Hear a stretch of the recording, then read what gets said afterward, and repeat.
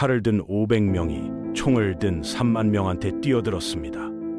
1877년 9월 일본 가고시마 새벽 4시 언덕 위 사무라이들은 전날 밤 사케 마시면서 자기 죽음을 시로 읊었고 해 뜨자마자 산비탈을 구르듯 내려가 게틀링 기관총 앞으로 돌진했습니다.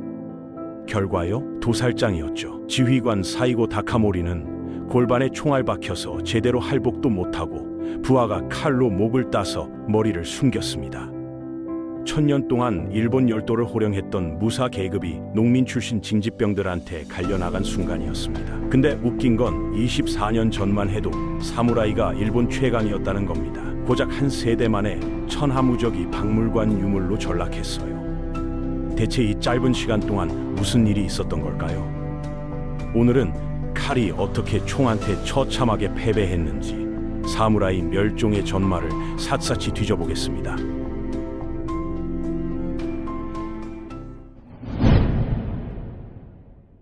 (1853년 7월) 일본 에도만 앞바다에 검은 괴물이 나타났습니다. 미국 증기선 4척이었는데 일본 사람들 눈에는 굴뚝에서 연기 뿜으며 바람 없이 움직이는 용이었습니다.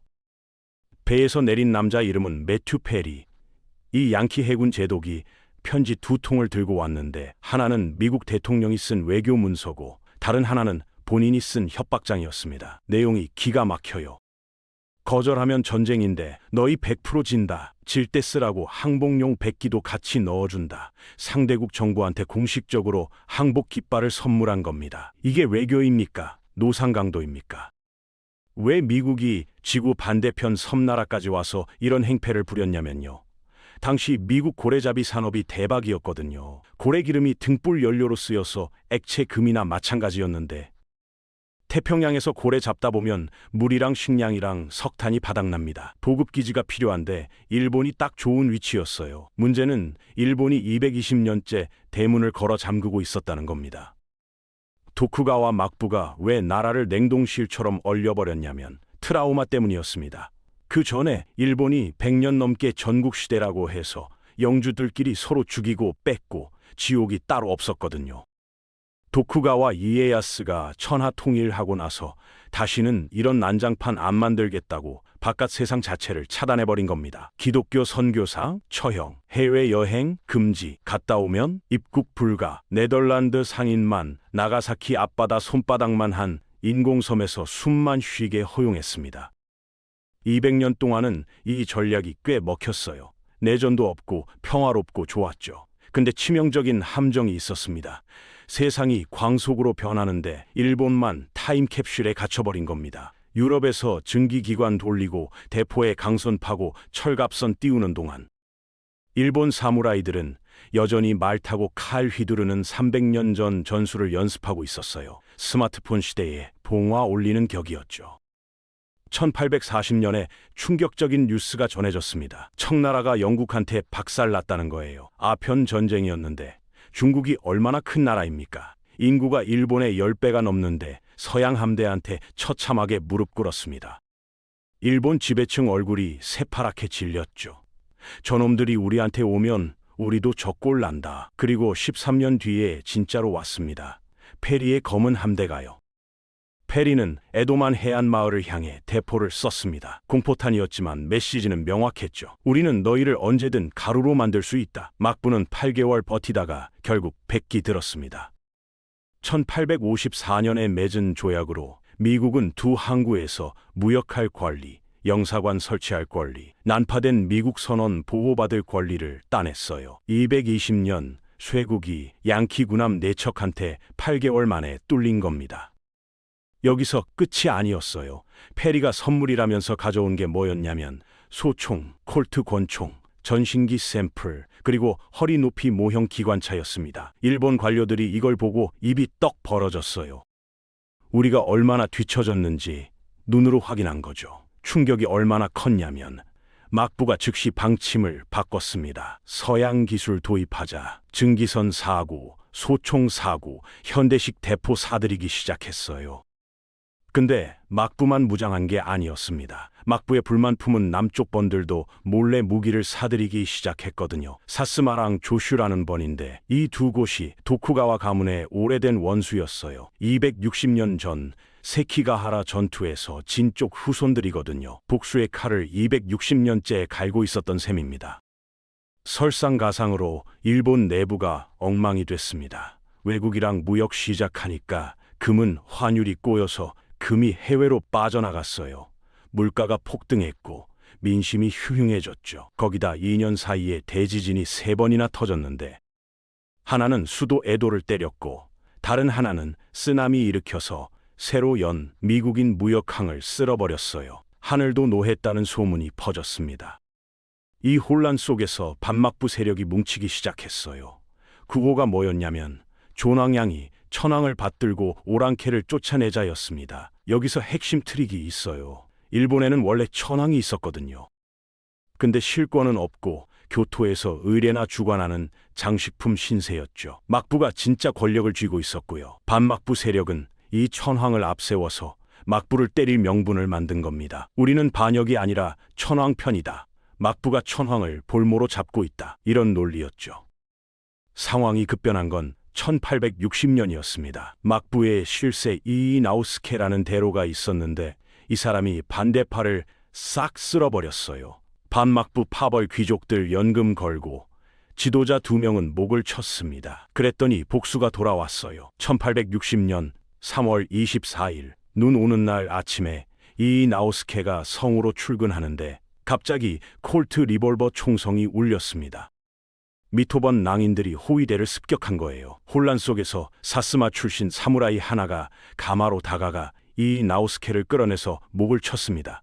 대로에 잘린 머리가 눈밭에 굴러갔어요. 막부 최고 실권자가 대낮에 암살당한 겁니다. 여기서부터 피해 시대가 열렸습니다. 교토 거리가 전장이 됐어요. 사무라이들이 정적 암살하고 번끼리 패싸움하고 다리 위에서 칼부림하고 난리였죠. 영국 대사도 습격당했고 서양 문물 받아들이자고 주장하던 학자 사쿠마 쇼자는 대낮에 길거리에서 칼 맞고 죽었습니다. 열린 사회 주장했다고 동포한테 살해당한 거예요. 막부는 신센구미라는 특수부대를 만들어서 교토 치안을 맡겼습니다. 에도 검술 도장에서 뽑아온 낭인들로 구성된 조직인데 칼솜씨는 일본 최고였지만 하는 짓은 깡패였어요. 반막부 인사 현상수배 붙여놓고 때려오면 매복해서 죽였거든요. 첫 대장은 폭력성이 너무 심해서 부하들이 오히려 암살해버렸을 정도였습니다. 1864년 7월 신셀구미가 이케다야라는 여관을 급습했어요. 안에서 조슈번 무사들이 교토에 불 지르고 천황 납치할 모의를 하고 있었거든요. 신생구미 20명이 30명 상대로 싸웠는데 계단 위아래로 칼부림이 벌어지고 종이문 뚫고 싸우고 다리 위까지 추격전이 벌어졌습니다. 2시간 만에 8명 죽이고 23명 체포했어요. 음모는 막았지만 한 달 뒤에 조슈가 진짜로 쳐들어왔습니다.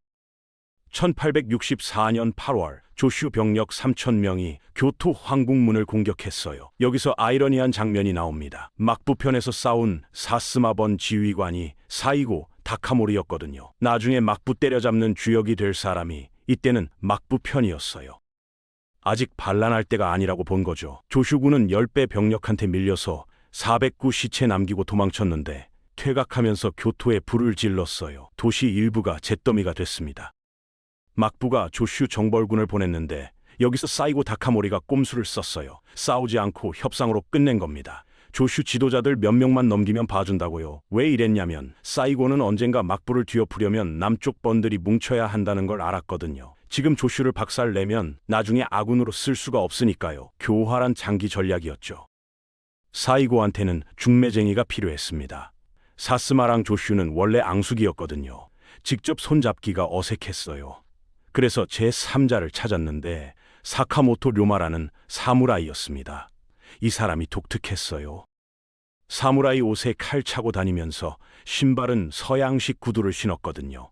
동양과 서양을 합치자는 상징이었죠. 그의 꿈은 막부 타도 후에 봉건제 폐지하고 미국이나 영국 같은 민주주의 국가를 만드는 거였어요. 신분제 없이 모든 사람이 평등한 나라요. 료마가 2년 동안 뛰어다니면서 사스마와 조슈를 엮었습니다. 1866년에 비밀 동맹이 맺어졌어요. 그리고 이 두 번이 미친 듯이 무장하기 시작했습니다. 조슈는 원래 서양식 군함에 관심이 많았는데 이제 최신 소총과 보병 훈련까지 추가했어요. 사스마는 영국 함대한테 폭격당한 뒤로 정신 차리고 증기선을 사들였죠. 둘 다 유럽 군사 고문을 고용해서 병사들을 훈련시켰어요. 누구도 몰랐지만 이 두 번이 나중에 일본 제국 해군의 씨앗이 됩니다. 막부도 가만히 있지 않았어요. 프랑스 군사 고문단 초빙해서 900명짜리 근대식 보병대를 만들고 영국 해군 고문한테 함대 운용 배웠습니다. 1866년에 조슈 정벌 2차전을 벌였는데 이번엔 협상 없이 진짜 전쟁이었어요. 근데 막상 싸워보니까 충격적인 결과가 나왔습니다. 막부군이 졌어요. 조슈가 나폴레옹식 전술로 무장한 근대 육군을 갖추고 있었거든요. 막부 병력은 숫자만 많지 반만 근대화된 상태였어요. 설상가상으로 쇼군이 죽었습니다. 그 뒤를 이어 천황도 죽었어요. 새 쇼군 도쿠가와 요시노부가 즉위했고 6개월 뒤에 새 천황 메이지가 즉위했습니다. 둘 다 젊은 피였는데 메이지 천황은 존왕파 편이었어요. 왕정복고를 원했죠. 1867년 12월 9일 결정적인 사건이 터졌습니다. 쇼군 요시노부가 정권을 천황한테 반납한 겁니다. 사카모토 료마가 쓴 8개조 제안서를 받아들인 거예요. 내용이 뭐였냐면 쇼군직 폐지, 천황 친정, 양원제 의회 설치, 법률 개혁, 해군 확장, 근위대 창설, 금은환율 국제 기준 적용, 일본 정치 체제를 통째로 뜯어고치는 계획이었습니다. 요시노부가 왜 순순히 물러났냐면 계산이 있었어요.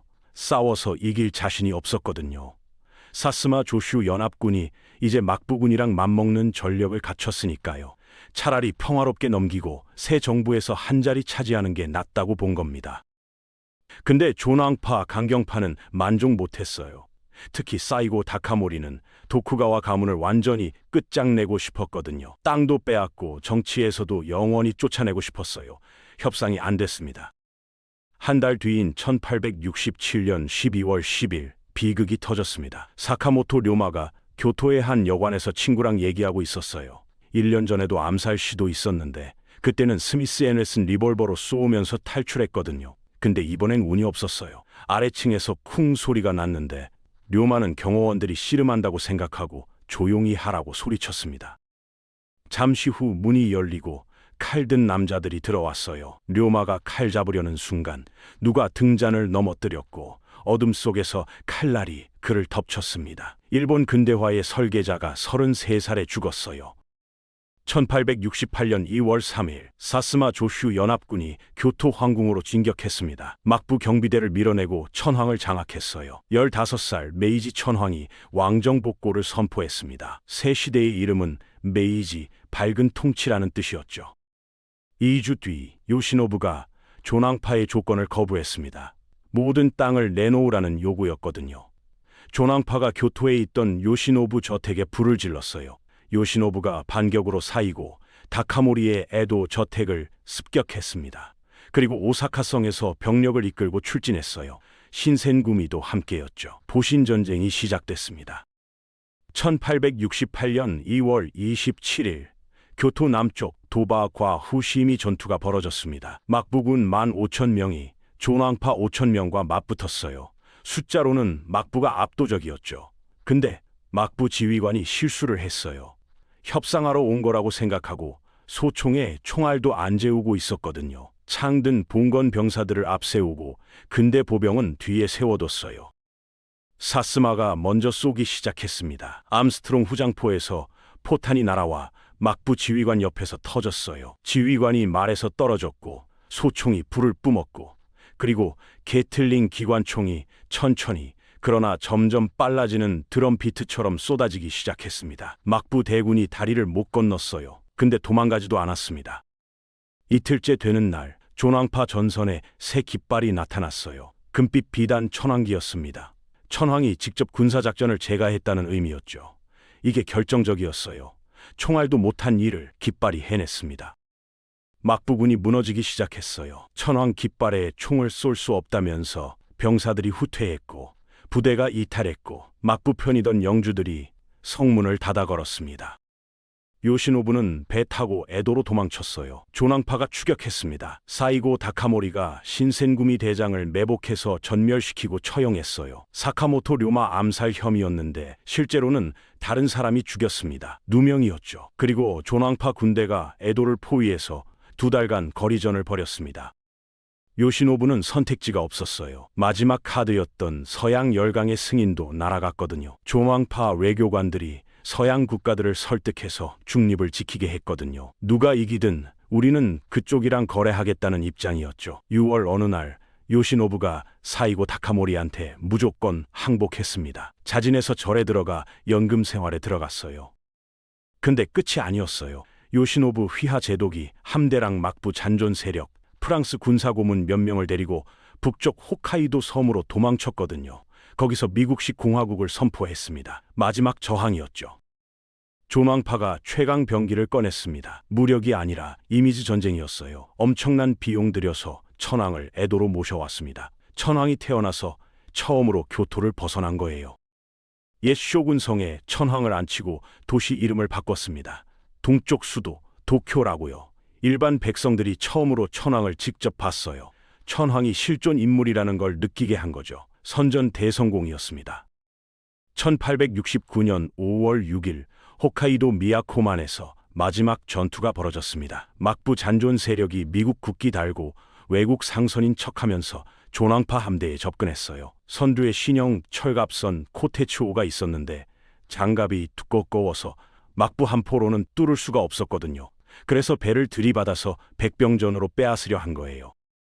막부 기함이 코테츠를 들이받았어요. 신센구미 잔존 대원들이랑 프랑스 고문이 뛰어내렸습니다. 근데 갑판 높이 차이가 너무 컸어요. 한 명씩 기어 내려가는 사이에 코테츠 승무원들이 정신을 차렸고 갑판에 설치된 게틀링 기관총이 불을 뿜었습니다. 신센구미 지휘관이 죽고 프랑스 고문은 2발 맞았고 돌격대가 철수했어요. 마지막 희망이 사라졌습니다.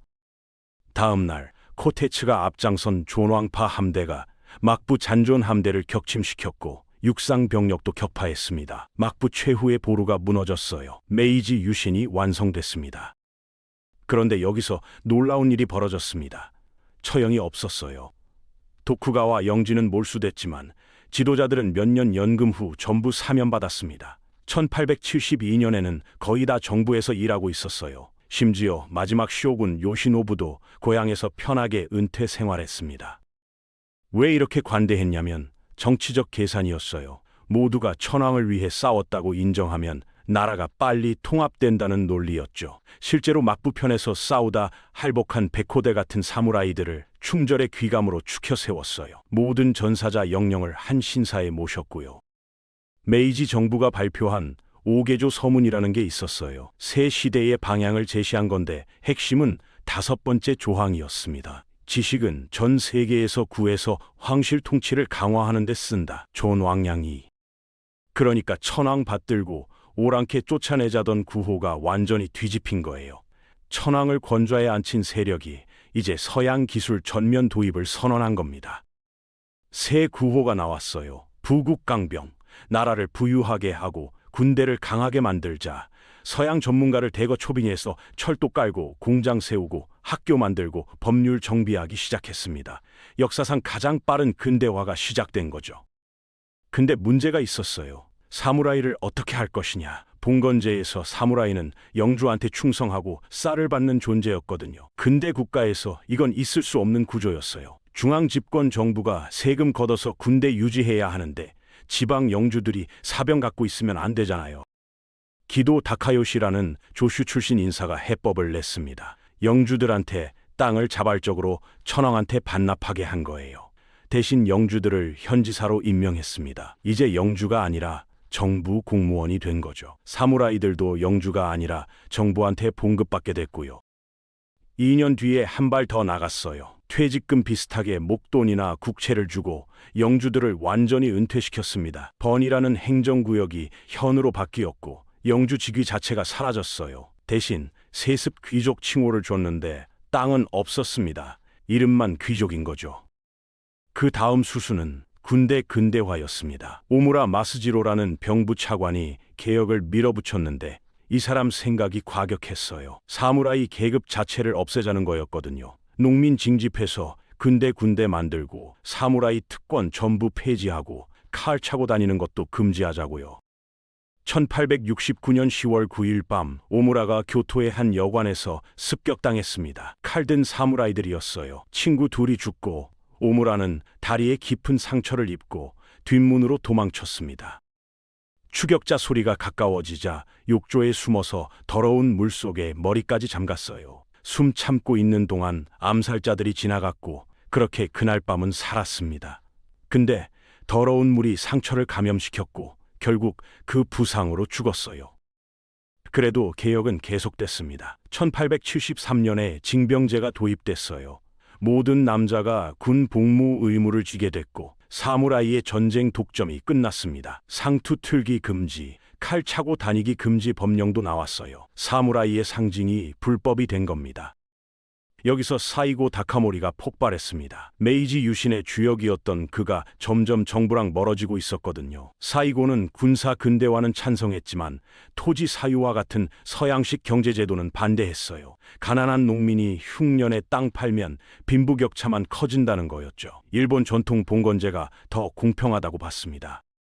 1873년에 조선 문제로 결정적 충돌이 났어요. 조선이 메이지 천황을 인정 안 했거든요. 사이고가 기가 막힌 제안을 했어요.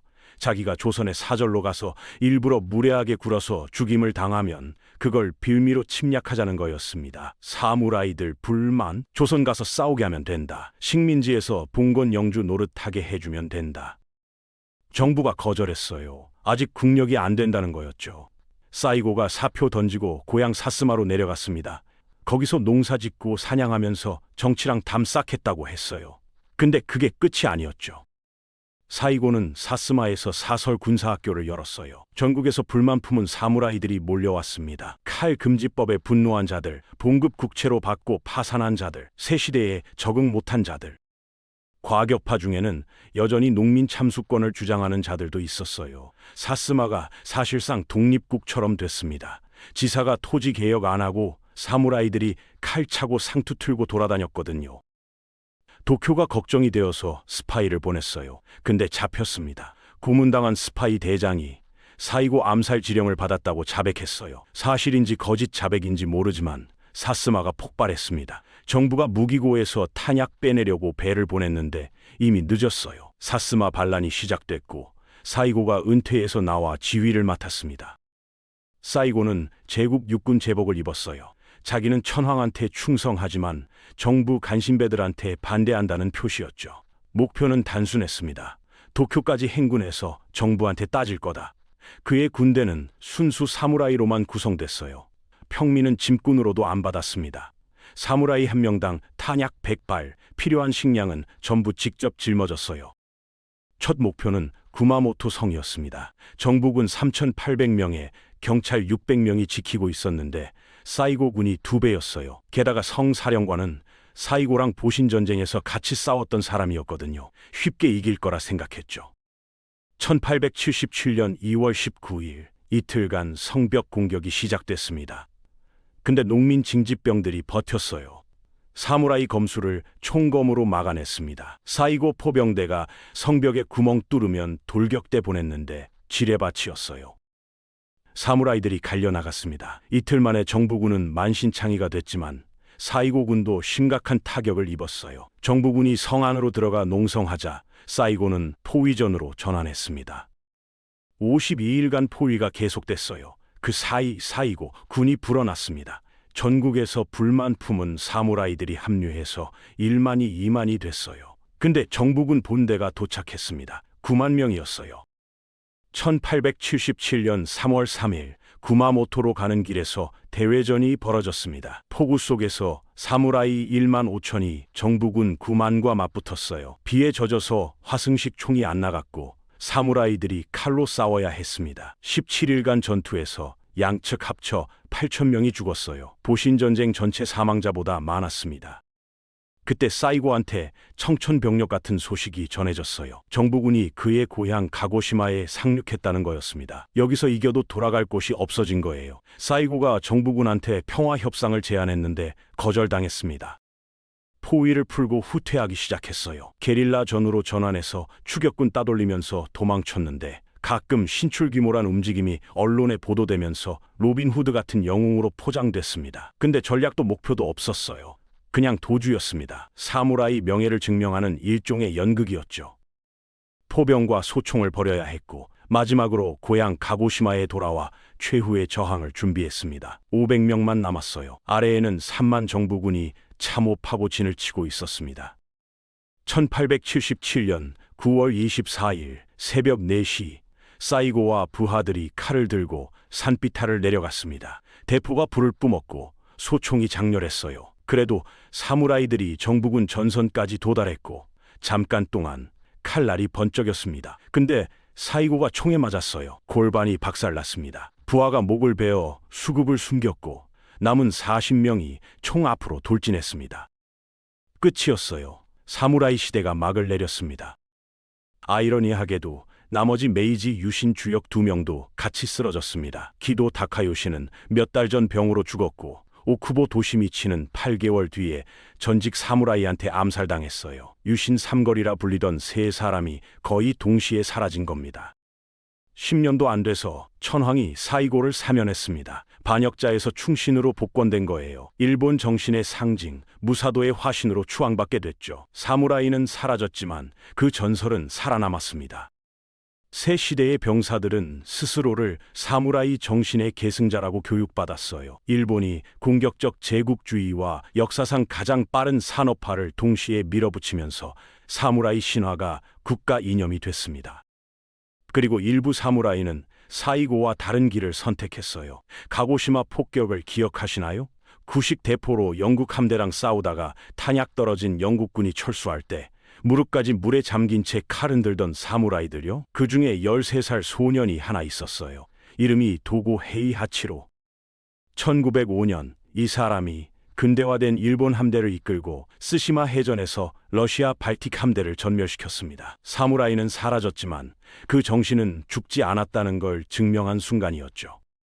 칼이 총해졌습니다. 하지만 칼을 든 자들의 이야기는 총알보다 오래 살아남았습니다. 지금도 사무라이는 일본의 상징이고 전 세계 사람들의 상상력을 사로잡고 있으니까요. 역사의 패자가 전설의 승자가 된 겁니다.